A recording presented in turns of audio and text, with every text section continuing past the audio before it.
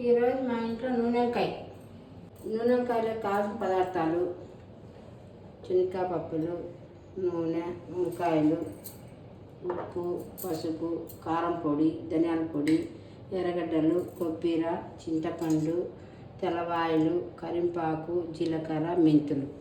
1 cup శనగకాయ విత్తనాలు వేయించుకోవాలి. ఇట్లా వేయించుకోవాలి ఎర్రగా వచ్చినంత వరకు. 2 గంటలు ఆయిల్ వేసుకోవాలి.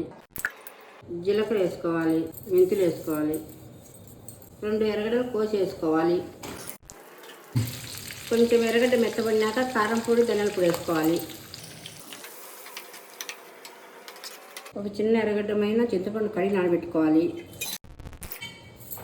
వేయించిన మసాలా, కొబ్బరి, శనగకాయ పప్పులు, చింతపండు అన్నీ పసుపు, ఉప్పు మిక్సీ కొట్టినాను.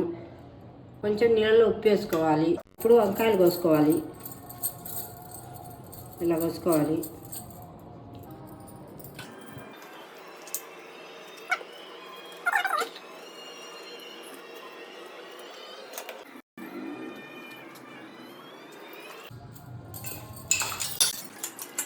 మసాలా బాగా పట్టాలి. దీనికి ఇలా పట్టియాలి.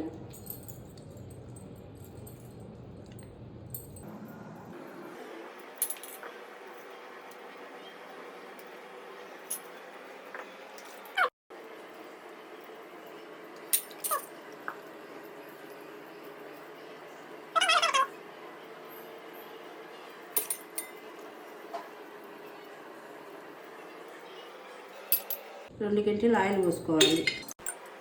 బాగా వేడెక్కినాక మసాలా పట్టించిన వంకాయ వేసుకోవాలి.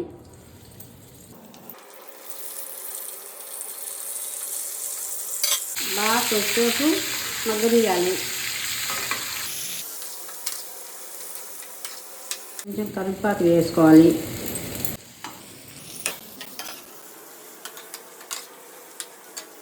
తగిన నీళ్ళు పోసుకోవాలి.